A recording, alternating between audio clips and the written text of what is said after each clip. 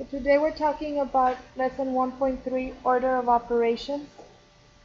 What comes to mind when you hear order of operations?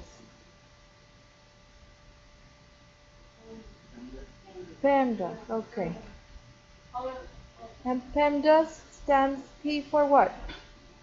Parentheses. E for exponent, multiplication, division, addition, and subtraction. And what sentence do we use to remember? Go for it, Carlos. One more time. Thank you. I like to write PEMDAS using a Hopscotch method. Now, P for parentheses or the grouping symbol, E for exponent, right? So first we start by evaluating expressions inside grouping symbols, and grouping symbols can be parentheses or brackets or even the fraction bar sometimes. Then we continue evaluating powers. Then we evaluate multiplication or division, whatever comes first, from left to right. Finally, we end by adding or subtracting whatever comes first from left to right. So let's try an example. Let's say we have 8 times 17 minus 2.3. So how do we know we have to use order of operations?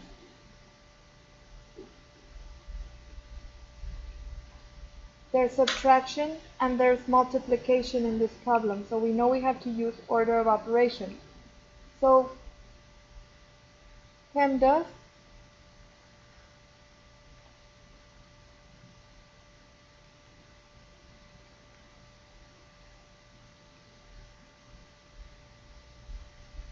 says that we have to start by evaluating expressions inside the grouping symbol. So what do we have to do here first?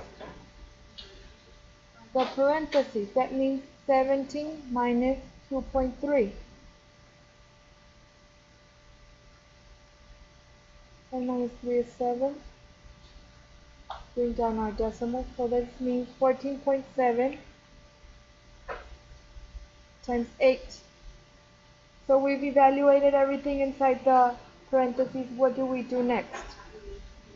We multiply 14.7 times 8. 8 times 7, 56. 8 times 4, 32, plus 7, plus 5, 37. 8 times 1, 8, plus 3, 11. This means 117.6. Any question? We have to evaluate 14 plus 6 divided by 12 minus 7. How do we know we have to use order of operations?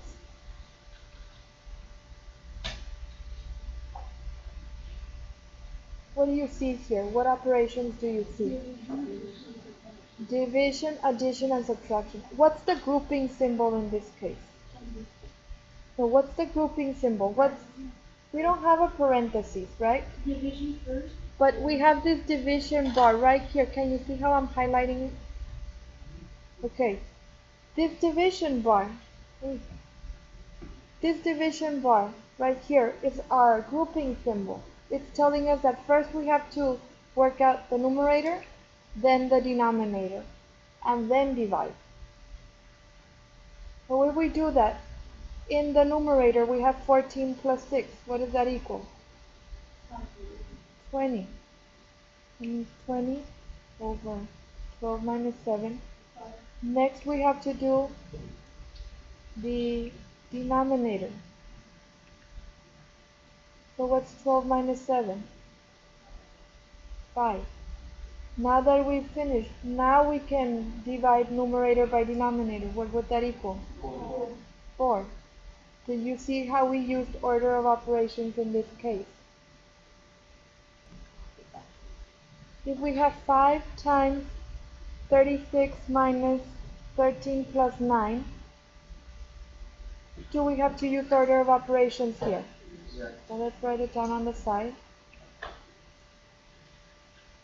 Do we have parentheses or a grouping symbol? Yes, we do.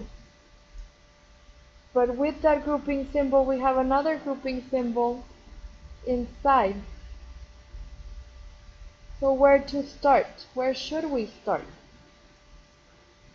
We have to start with the innermost grouping symbol. That means we have to start inside the parentheses. 13 plus 9. What is that?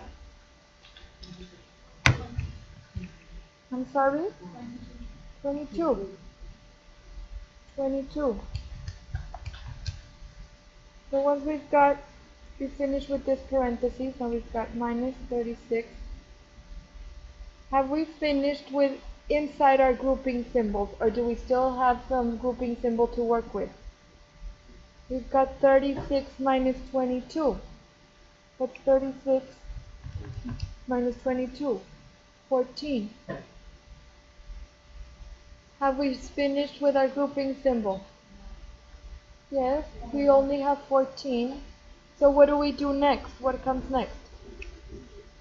We multiply 14 times 5, and that equals 70. If we have to evaluate 4 times x plus y when x equals 2 and y equals 5, what's the first thing we have to do? We have to substitute.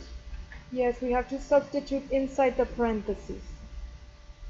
So order of operations tells us